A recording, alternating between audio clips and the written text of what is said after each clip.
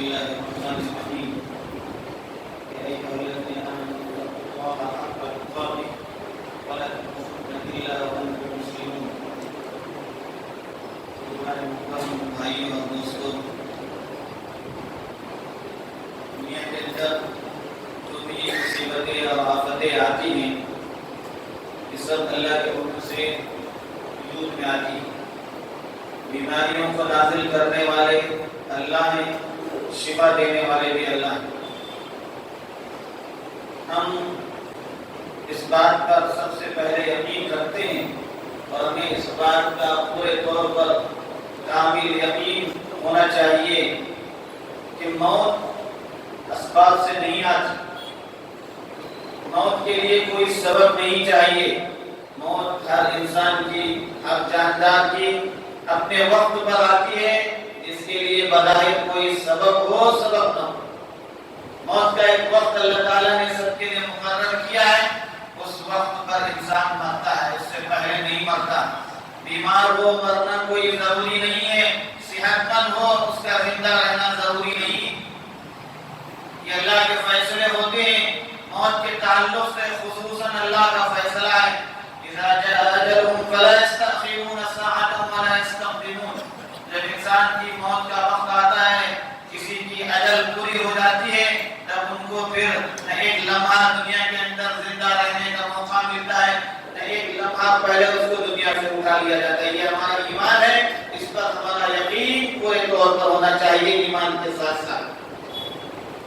جہاں تک بیماریوں کے پھیلنے کے دنوں میں اور وبائی امراض کے پھیلنے کے سلسلے میں ہمیں اپنی صحت کا خیال رکھنا، یہ بھی شریعت کے احکام اور شریعت کے اصولوں کے تحت۔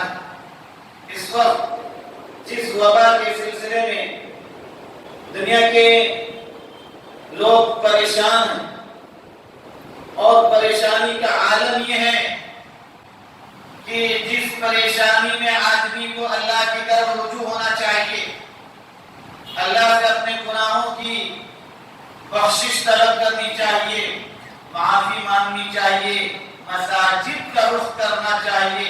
انہی مساجد کو بند کیا گیا، حرمین پاک کے دروازے بند کیے گئے، عمرہ میں آنے والوں کے لیے رکاوٹیں پیدا کر دی گئی۔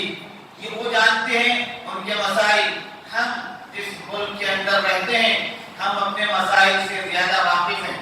ہمارے اپنے مسائل یہ ہیں کہ ہم مسجد میں آ کر اللہ کی طرف رجوع ہونے کو یہی ہمارے لیے نجات کا ذریعہ سمجھتے ہیں۔ اور حفظان صحت کے تعلق سے خصوصاً وبائی امراض میں آدمی کو بہت سے اسباب کے اختیار کرنے کی جو ہدایت ابھی آپ کے سامنے پڑھی گئی، وہ کوئی ایسی ہدایت نہیں ہے جو ہمارے یہ شریعت کے اندر پہلے سے موجود نہ ہو۔ نظافت اور پاکی اسلام کے اندر سب سے پہلے اس کا حکم دیا گیا۔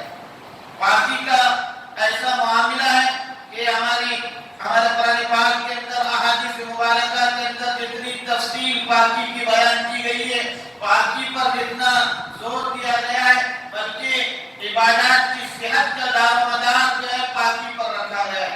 اس لیے پاکی اور نظافت کا اہتمام ہمارے لیے پہلے سے ضروری ہے۔ مسلمان 5 وقت کی نماز پڑھتا ہے، 5 دفعہ کم از کم اس کے لیے وضو کرنا فرض ہے۔ اس معنی میں قرآن پاک میں فرمایا گیا، یا ایھا الذین آمنوا اذا قمتم الی الصلاۃ فاغسلوا وجوہکم وایدیکم۔ پوری آیت کے اندر مسئلہ بیان کیا گیا کہ جب بھی تم جو اللہ کے سامنے، اللہ کے حضور حاضر ہو جاؤ نماز کے لیے، وضو کرنے کو کہا گیا۔ تمہارے چہرے کو دھو دینا، تمہارے ہاتھوں کو کہنیوں تک دھونا، اور اپنے سر کا مسح کرنا، اپنے پیروں کو دھونا، اور وضو کا پورا طریقہ اللہ کے نبی صلی اللہ علیہ وسلم نے سکھایا، جس کے اندر مضمضہ، کلی کرنا، ناک صاف کرنا، ہاتھوں کو دھونا، بار بار ہاتھوں کو دھونا، 3 دفعہ ہاتھوں کو دھونا۔ یہ سب ہدایات اللہ کے نبی صلی اللہ علیہ وسلم نے ہمیں دی، بلکہ اللہ کے نبی صلی اللہ علیہ وسلم نے پاکی پر رہنے کا حکم دیا۔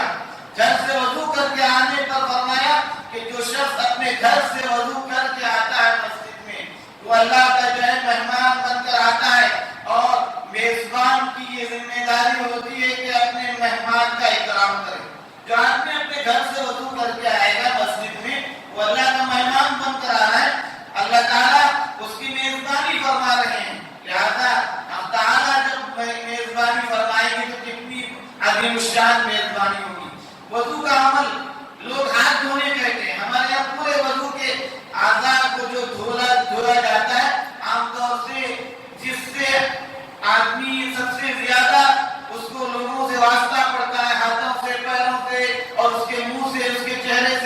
واسطہ پڑتا ہے سب سے زیادہ اس کو جو ہے دھونے کا حکم دیا گیا. نظافت کا اہتمام بہرحال کرنا چاہیے. اور اسی طرح سے صحت، حفظان صحت کے تعلق سے شریعت کے اندر یہ بھی ہدایت دی گئی ہے کہ اگر ایک آدمی بیمار ہے، اس بیمار کو کہا گیا کہ تم صحت مند لوگوں کے اندر آنے کی کوشش مت کرو، بیمار کو صحت مند کے اندر مت لاؤ، کئی وبائی امراض کے نتیجے میں جو ہے اس کی بیماری اس کو نہ پہنچے. ہمیں اللہ کی ذات پر یقین ہے، پہنچتی تو بیماری اللہ کے حکم سے. ایسا نہیں کہ جو ہے یہ اسباب تھے، لیکن اسباب سے بچتے ہوئے اللہ کے نبی صلی اللہ علیہ وسلم نے فرمایا کہ ان اسباب کو اختیار ضرور کیا جائے لیکن توکل و بھروسہ اللہ پر. اس لیے بیمار لوگوں کو حکم دیا گیا، ہدایت دی گئی کہ وہ اپنا علاج کریں، اپنے علاج کو مکمل ہونے کے بعد وہ صحت مند لوگوں میں آئے. اللہ کے نبی صلی اللہ علیہ وسلم کی اس بارے میں بڑی تفصیل اور بڑی ہدایات ملتی. اس وقت تفصیل میں جانے کی گنجائش نہیں ہے. بہرحال بیماروں کی ذمہ داری ہوتی ہے کہ اپنی بیماری کا علاج کرائیں. صحت سب سے بڑی نعمت ہے. آدمی کے پاس صحت ہوگی وہ سب کچھ کر سکے گا، اگر اس کے پاس صحت نہیں ہوگی وہ عبادت بھی نہیں کر سکے گا، چین و سکون سے رہنے کے لیے بھی اس کے لیے گنجائش نہیں ہوگی. اسی طرح سے ہمیں یہ بھی جاننا چاہیے کہ ایک آدمی اس کو چھینک آ رہی، کھانس رہا، نبی کی ہدایت کیا ہے؟ دنیا والے ہدایت دے رہے ہیں، اس سے پہلے ہمارے نبی نے ہم کو ہدایت دی ہے. اللہ کے نبی صلی اللہ علیہ وسلم نے چھینکنے والے سے کہا کہ اپنے جو ہے چھینکتے وقت منہ پر ہاتھ رکھ لو، کوئی کپڑا رکھ لو. اس وقت دنیا والے یہ کہہ رہے ہیں. یہ سب ہدایات بزرگوں اور بھائیوں ہمارے دین کے اندر پہلے سے موجود ہے. جب ہم نے اپنے نبی کی تعلیمات کو فراموش کیا، ترک کیا، اب ان لوگوں کی ہدایات کو اختیار کر رہے ہیں اسباب کے طور پر. اللہ کے نبی کی جو تعلیمات ہیں ان تعلیمات کو ہم اختیار کرنے والے ہوں، ہمیشہ کے لیے اختیار کریں. ایسے نہیں کہ وبائی امراض پھیل رہے ہیں اختیار کر رہے ہیں. ہر وقت ہمیں ان اسباب کو اختیار کرنے کی ضرورت ہے. اور سب سے بڑھ کر جو چیز ہماری ذمہ داری ہے، یا ایھا الذین آمنوا اتقوا اللہ حق تقاتہ، جس طرح سے اللہ سے ڈرنے کا ہم کو حکم دیا گیا. اے ایمان والو، اللہ سے ڈرو، اللہ کا خوف کرو اس طرح سے جس طرح سے اس سے ڈرنے کا حق ہے. وَلَا تَمُوتُنَّ إِلَّا وَأَنْتُمْ مُسْلِمُونَ، تمہیں موت آئے ایمان کی حالت میں، اسلام کی حالت میں موت ہے. اللہ کا خوف، اللہ کی خشیت، اللہ کا تقوی یہ اصل ہے. اللہ کی طرف رجوع ہو جاتا ہے. خصوصاً ایسے موقعوں پر آدمی اللہ کی طرف رجوع کرے، توبہ و استغفار کثرت سے کرتا رہے، کثرت سے توبہ و استغفار پڑھے.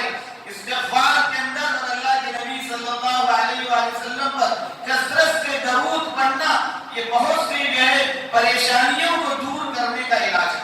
ہم نے ان اسباب کو ترک کیا جو حقیقی اسباب کہ جس کے ذریعے انسان کو قلبی طور پر بھی اور جسمانی طور پر بھی فائدے حاصل ہو سکتے تھے. اس کو چھوڑ کر محض مادی اسباب پر اختیار کرنا کوئی عقل مندی نہیں ہے.